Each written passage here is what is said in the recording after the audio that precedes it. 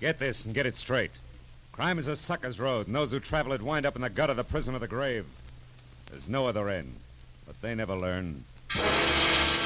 From the pen of Raymond Chandler, outstanding author of crime fiction, comes his most famous character in The Adventures of Philip Marlowe.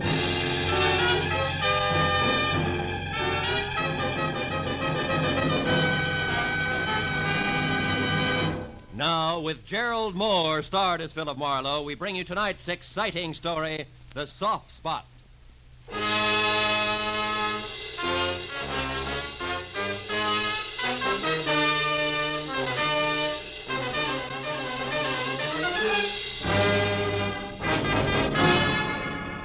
So much for the news from abroad. Here in Los Angeles, 2 persons were killed and 8 injured today in 3 separate automobile accidents attributed directly to the thick fog that has blanketed the city ever since yesterday morning. And according to the Weather Bureau, the fog which is rolling in from the sea will be with us for... Fog, smog, everything's cockeyed. Hello. Philip Marlowe, please. Earl Hanley speaking. This is Marlowe. How are you, Mr. Hanley? How's the newspaper circulation business? Oh, both zooming, Philip. Oh, look, Marlowe. Can you come out to my joint in Los Feliz Boulevard, 3810? I'd like you to work for me again. And, you write your own ticket as usual. No. Thanks. They play too rough in your league, Hanley. Besides, it's a bum night to ride around in a cold newspaper truck, watching out for hijackers. No, Marlowe. It's nothing like that. This is personal business. Oh? Yeah, it's an old man who's disappeared. I'd like you to find him for me. Still a dark night. Double your fee. I see a light, Mr. Hanley.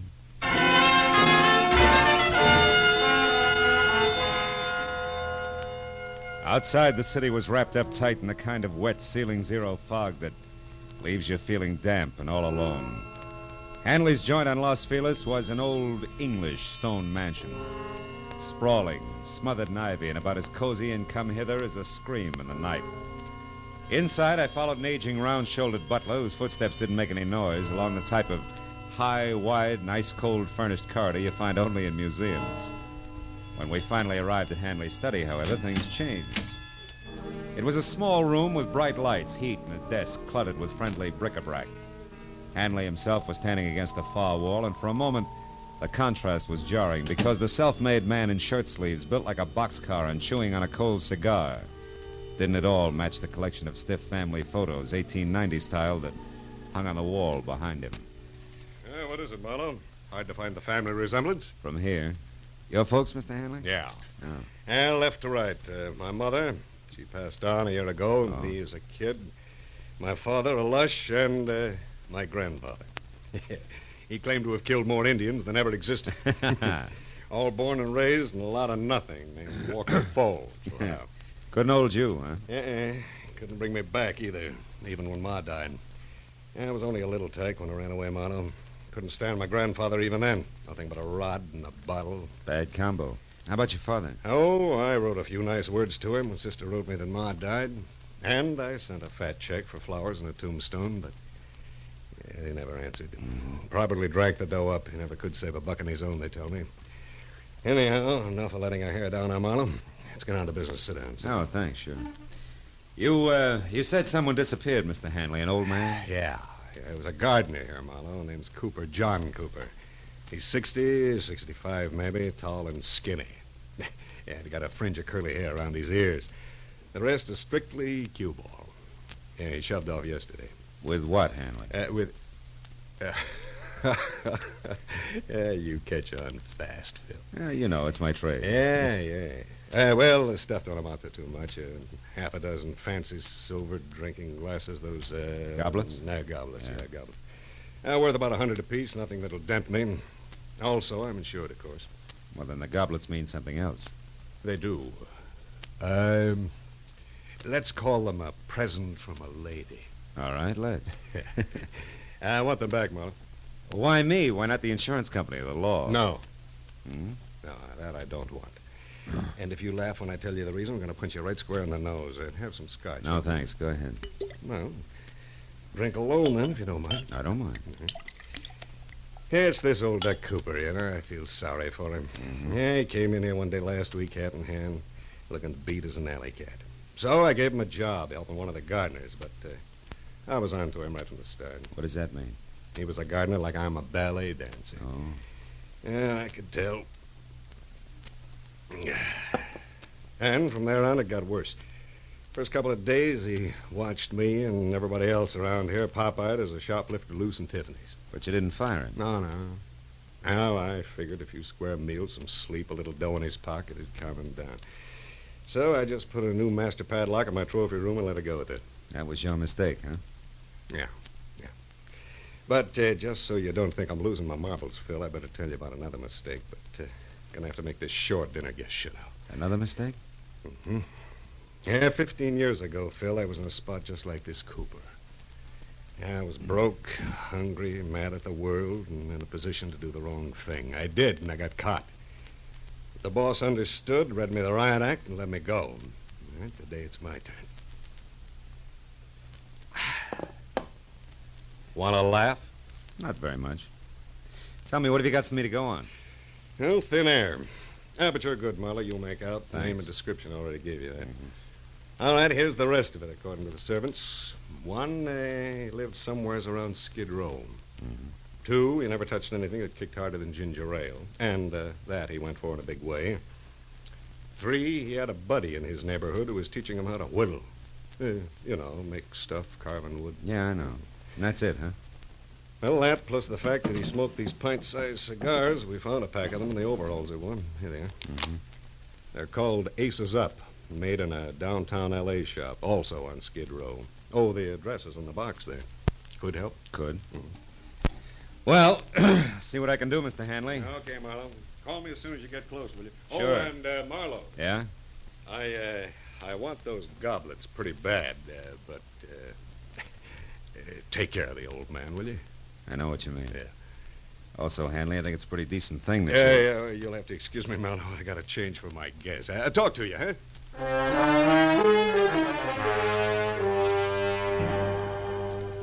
I followed Hanley back along the museum corridor past the guests who included a spy beautiful lady dressed in too much black, chatting with a crisp item in banker's gray flannel who looked like he'd been born holding an hors d'oeuvre. I didn't see how they could have much in common with their host. But when the big front door eased closed behind me, I forgot about them and concentrated on finding a needle in a haystack. A needle in a haystack in a fog yet. Well, the tobacco manufacturer responsible for the handmade black rope called Aces Up was my first try.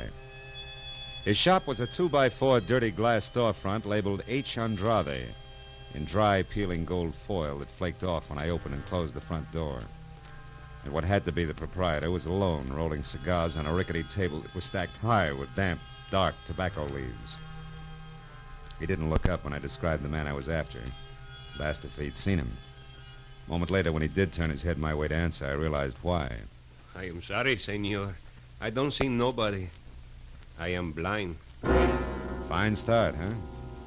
And for some cockeyed reason, like the fog or the kind of man I was after or the neighborhood of derelicts I moved through, which could have used a few sprays of sweet air, didn't get any better. Not at least for the next hour, during which I stuck to the wood-carving angle and covered every possible tie-in I could think of, including a visit to a nearby home for retired men of the sea. Looking for someone who's teaching a man to whittle. That's right. He's teaching an old man named John Cooper. Ever hear of him? No, can't say I have. But lots of lads here whittle. Why don't you have a chat with them? Okay, I In will. the morning. They're all bedded down now, mate. Wouldn't want to pipe 'em out over a silly question like yours, would you? No, Skipper. Let him sleep.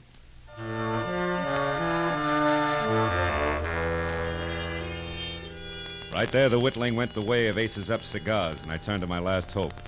John Cooper's mania for ginger ale.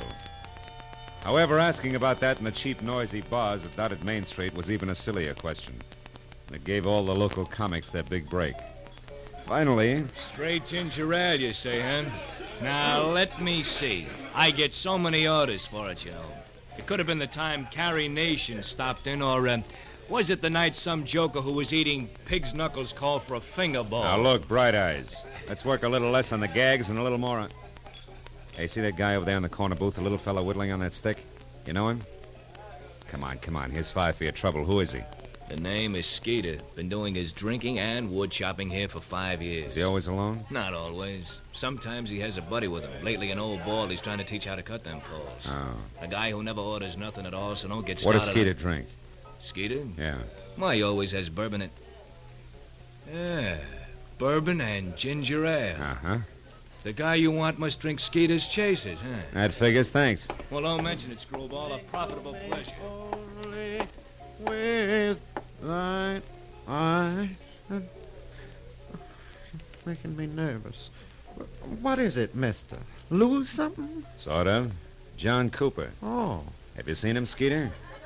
He told me I could get in touch with him through you here at this bar. Said you were a friend. And I am. Say, is he in trouble, mister? Maybe. What makes you ask? Because he didn't show tonight. And last night he was all out of sorts. Had something on his mind. Couldn't pay attention to the lesson I was giving him. Is it bad? No, not if I can get next to him in a hurry. Tell me, Skeeter, do you know where he stays? Sure do. A rat hole over on South Spring, number 2. Hey, wait. Huh? You ain't a cop, are you? Oh, no, a friend, Skeeter. Yeah? What kind of cigars does he smoke? Friend? Aces up. Do I pass? Uh-huh. It's 210 South Spring. 210 South Spring. Thanks. So long, Skeeter. I'll get in touch if I need any more help. Hey, Sorry, buddy. I was in a hurry. I didn't see you. you lost up my shoe shine, sweetheart. Where you running? Get your mitts off. I said I was sorry. What do you want? The dime you invested in the shiner, your ears slapped down into the pockets of that zoot suit. Which? Okay. We'll let it go. I thought we would.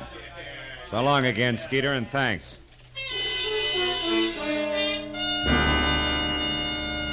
After I made my call to my client and told him how we stood, I drove the half a dozen blocks to 210 South Spring Street. The place was the kind of stale-smelling, beer can-littered, dingy, two-story affair that made you wonder if the garbage collector got around anymore. When I knocked on the cracked glass front door that sported a laundry shirt cardboard that said rooms for rent and eyebrow pencil, I was ready for anything. And that's what I got.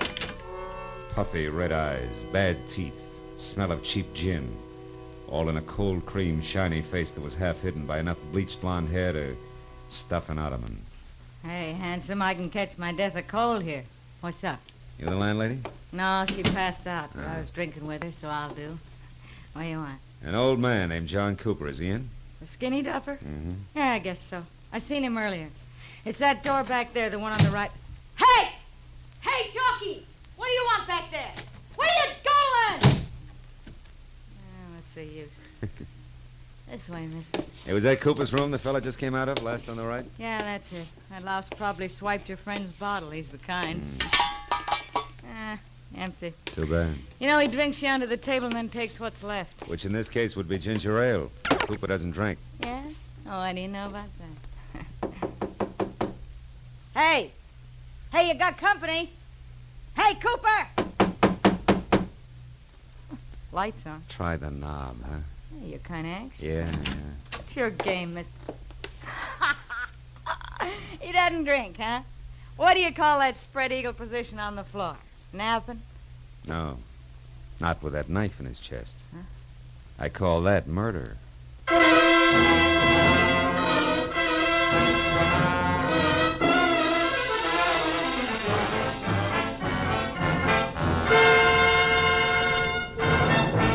In just a moment, we will return to the second act of Philip Marlowe. But first, one of your favorite laugh shows and stars, My Favorite Husband, starring Lucille Ball, will return to CBS this Saturday night. Formerly heard on Sunday nights, Lucille Ball and Her Favorite Husband will now be heard on most of these same CBS stations every Saturday night. Be listening this Saturday when Lucille plunges that favorite husband into a mad and merry mix-up over who is the town's best or worst-dressed man. Now with our star, Gerald Moore, the second act of Philip Marlowe, and tonight's story, The Soft Spot.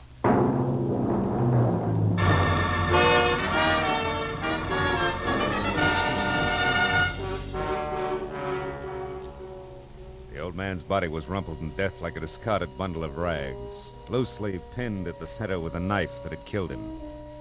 And as the frowsy blonde gradually realized he was dead, the look on her face was dumb, slack-mouthed revulsion. Gee, death's an awful-looking thing, ain't it? Ain't it? Hey, don't touch him, mister. It don't seem decent to. Decency is strictly relative, sister. There's a scratch here on his neck, like a woman's fingernail raked it. Huh? Where? Hey, his locket's gone. Locket? Yeah. This old guy wore a locket? Yeah, Yeah, I seen it on him yesterday when the cops hauled off that redhead from upstairs.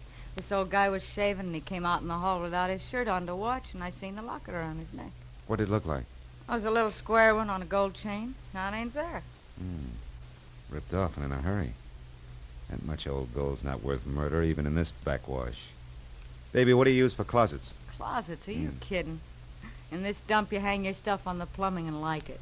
Why? Well, then there's no place here that 6 big silver goblets could be hiding, I guess. You couldn't hide a shot glass in this joint. Not for long, anyway. Well, the old boy traveled light. There's nothing here but... What? Hey, what'd you find? Hmm? What'd you find? Oh, this newspaper story on the table. Torn out of the day before yesterday's paper, it says. Nelson Root, wealthy Beverly Hills broker, dies in a freak car smash-up. Root is survived by his wife, former showgirl Evelyn Lansing Now, Root, what do who- you suppose that old guy was saving that for? To have sold his shoes with, maybe? Oh, sure. Now, look, as long as you get your brain in gear, tell me where I can find that guy who ran out of here. Chalky? Yeah. Hey, listen, mister, I don't want to get mixed up in this. I just live here and I'm I back try to find- here. You're already mixed up in it. Yeah, but that Chalky's awful hard, mister. I wouldn't want to cross Now, him. listen, that old man there was murdered. Remember, it's for keeps. You tell me here and now, or the cops down at headquarters. Come on, where does he live? I don't know for sure. I think I heard once he's got a shack in the alley behind some warehouse over on San Pedro Street. Which warehouse? I don't know. Honest, I don't know. Hey, you might find out at Dooley's Diner. I think he shoots craps over there. Okay. Thanks, baby. And do yourself another favor before you cool off. Call the police.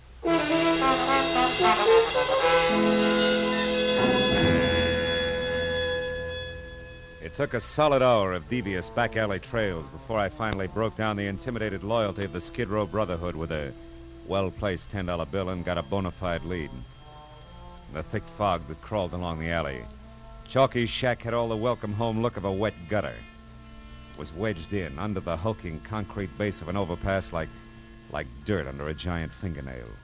Sick yellowish light oozed out through a single tiny window, too murky to see into.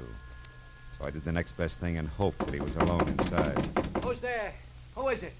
I got a tip for you, Chalky. Dooley sent me. It's about the Johns. They're after you. Cops. Hey, wait a minute. What's the tip, fella? What?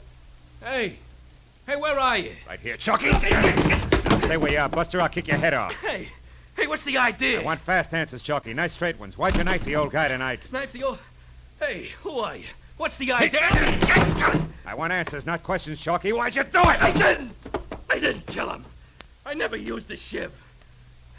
He was already dead when I went in there. I lifted that locket off to the old coot, that's all, so help me. Give me that locket. I ain't got it no more. Ma Murphy's got it now. I hocked it already. She gave me 3 1/4 on it. Look, I got a buck left. If you want that, You you can cheap have it. lying grifter. You killed an old man to get the trinket for 2 cents. No, I didn't. I seen that guy with the big ears run out of the old coot's room, so I went up to take a look. Wait a minute. Guy with big ears? Yeah, he was a zoot suitor. I never seen him around before. I'd remember them flaps of his. Oh. He ran out of the old guy's joint in a big steam squad. Hey, now listen, buddy. He was the guy who done it honest. Ain't no doubt about it. He was the... Hey, now wait a minute. You ain't a friend of his, are you? He is again. No reason, unless he was telling me. Oh, now listen, buddy. I No never reason. put the finger on the guy before in my life. But when it's protecting my own hide, I Finger? gotta do... Yeah, I could have been the finger. So long, Chalky, and drop dead.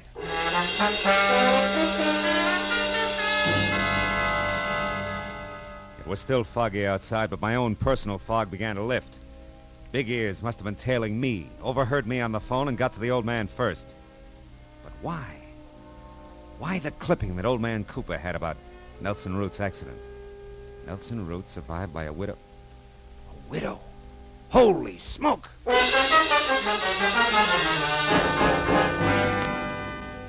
Callahan of the Daily Star gave me half a dozen pictures of Evelyn Lansing Root, from her early cheesecake days right on up to the role of widow in mourning.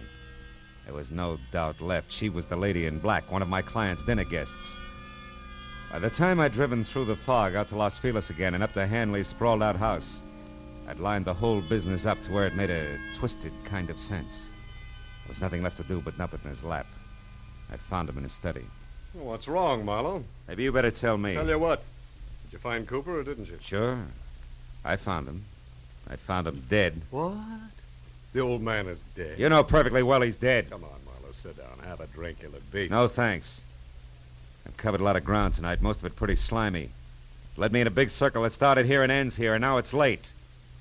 We're both fairly intelligent. Let's give each other a break, shall we? Go on. Let's suppose that a man was in love with a woman, a married woman, who was tired of her husband. So, she and the man arranged for the husband to die in a freak accident. Yeah, that's right.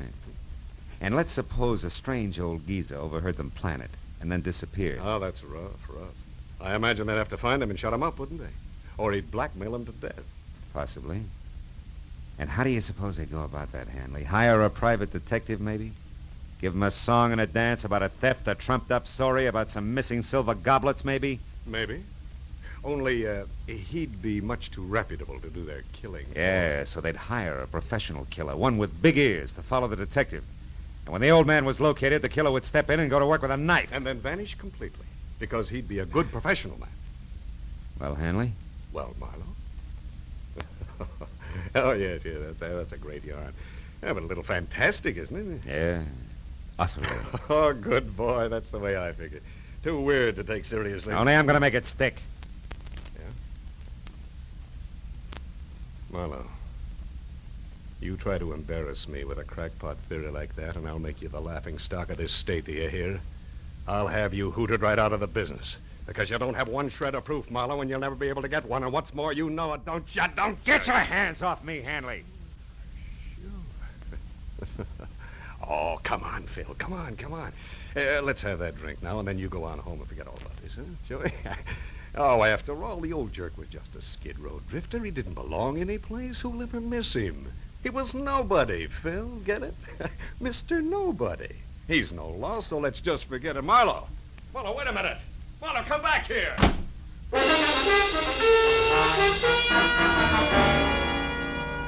had to get out. What made it even worse to us that I knew he had me. I couldn't even begin to prove the first word of what I knew was the truth. I couldn't sleep with it either. That was why an hour later I leaned against a lamppost back on Skid Row again and looked across a lifeless intersection through the eddying fog at the gaunt flophouse where the old man had died. Well. A wayfaring stranger in the night. Hiya, pal. Beat it. Wait a minute, wayfaring stranger. Couldn't you accommodate me to the extent of a match, or would that break your back? Here. Keep him. Thanks. Why don't you go home, pal? Nothing happens here on Cooper Street after 2 in the a.m. As a matter of fact, nothing happens anywhere anymore. Cooper Street. Cooper. That's one right out of the book. I'll bet $50 on it. 9 out of 10, they'll take the name of a street. Huh? Who? Never mind. You live around here? You're kidding. Where's Ma Murphy's pawn shop? Hey, easy. Watch the lapels, pal. Well, come on. Where is it? Ma's joined us 3 blocks down on Filbert, downstairs, middle of the block. But there's no romance there, pal.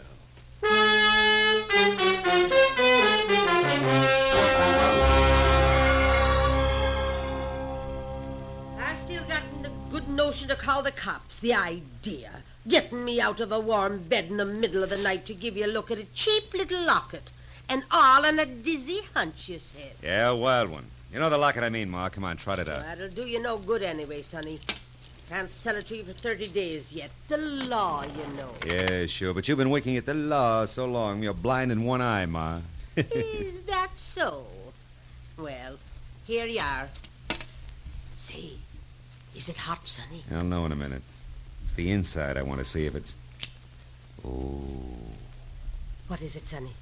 Is something the matter? Yeah, my hunch paid off, Ma. It's hot, all right. Hot enough to burn a guy to death. Here's my card. I'm taking this along. What?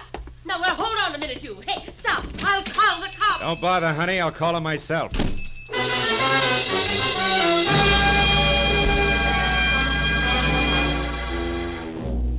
The lights were still on in Earl Hanley's study, so I pulled over and parked on the street and went up the walk on foot. And as I moved to the door, the fog slid around me in thick swirls. When Hanley answered, his face was hard and ugly. He had a gun in his hand. Our business is over with, Marlowe. Not quite, Hanley. What do you want? I got a tag for our fantastic little Just Suppose story. You're either drunk or stupid, Marlowe. I warned you once, now beat it. Not till you've heard my punchline, Hanley. It goes like this. Suppose a wife died after 40 years of marriage and left her husband alone. A lonely, lost old man who's mellowed with the years. Suppose he doesn't have much time left himself and he knows it, but he's got an obsession. An old unhappiness he wants to set straight. He wants to see a fella, not cause any trouble. Just be around where he can look at him now and then. Come on, get to the point. Sure, this is the point, Hanley. Huh? Here, take it. Where did you get this locket, Marlowe? Where? Just suppose it has your picture on one side and your mother's on the other. What then? I gave this locket to my mother when I was a kid. Where did you get it? Come on, tell me. It came from around the neck of a harmless, sentimental old man who was stabbed to death tonight by a hired killer. He'd never have turned you in or blackmailed you, Hanley, because that old man was your father. I had my own father killed. I ordered my own father's death. I didn't know it. Yeah. Mr. Nobody, remember? Come on, Hanley, give me the gun. We can go now.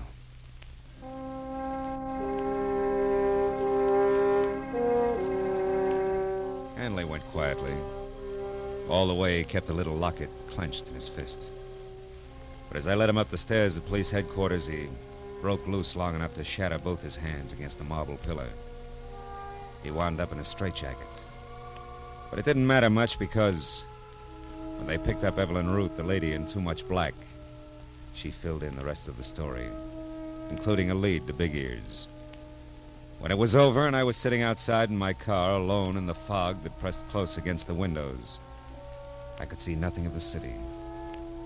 Nothing but the soft, swimming white mist which hid the black outlines of Skid Row.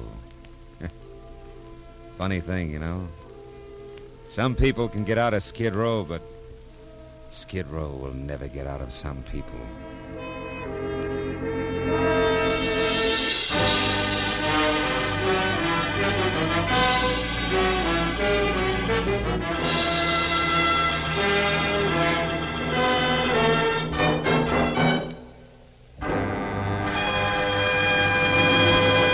The Adventures of Philip Marlowe, bringing you Raymond Chandler's most famous characters, star Gerald Moore, are produced and directed by Richard Sanville and written for radio by Robert Mitchell and Gene Levitt.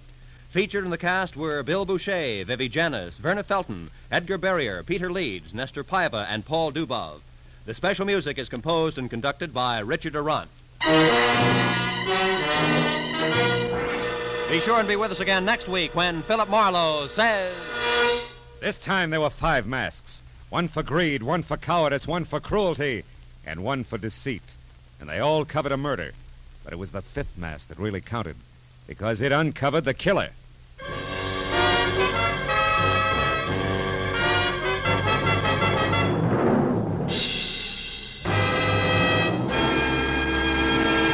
For some easy-to-listen-to music on Sunday afternoons, be sure to hear those favorites, the Symphonette and the Choraleers, which return to CBS this Sunday afternoon. The Symphonette brings you musical favorites from the lighter classics, played by a group of outstanding instrumentalists. The Choraleers sing rousing marches, popular songs of the day, and familiar music of the past. Hear the Symphonette and the Choraleers this Sunday and every Sunday afternoon on most of these same CBS stations. To hear each and every star, leave your dials where they are, 'cause this is CBS, the Star's Address. Yes, CBS, the Star's Address. Roy Rowan speaking.